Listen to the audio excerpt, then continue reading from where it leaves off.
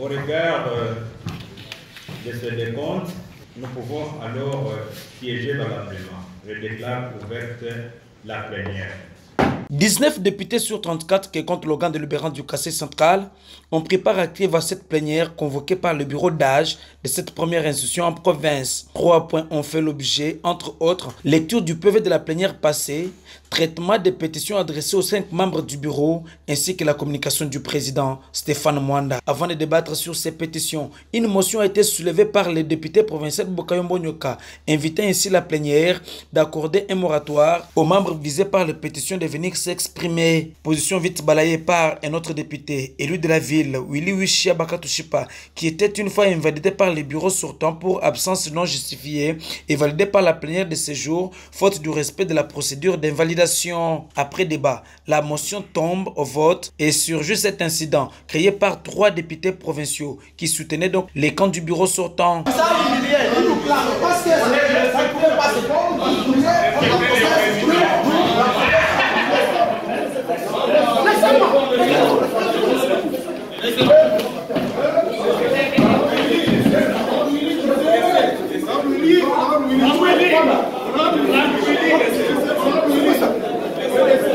Ça, c'est une série de la plénière. On va se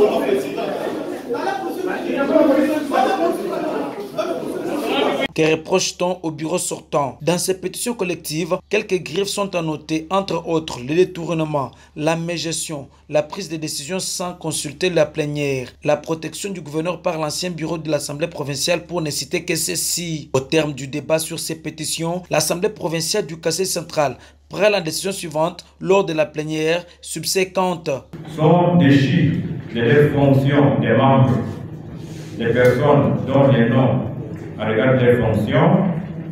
1. Honorable Louis Daniel, président. Honorable Kanko Papi Noël, vice-président. Honorable Riaya Anakrié, rapporteur. Honorable Mazala Jean, rapporteur adjoint. Honorable Mangala Mugedi Justin, questeur.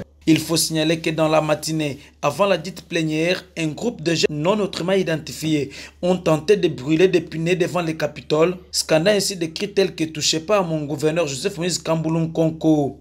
Certains d'entre ces jeunes ont été maîtrisés et arrêtés par la police nationale congolaise.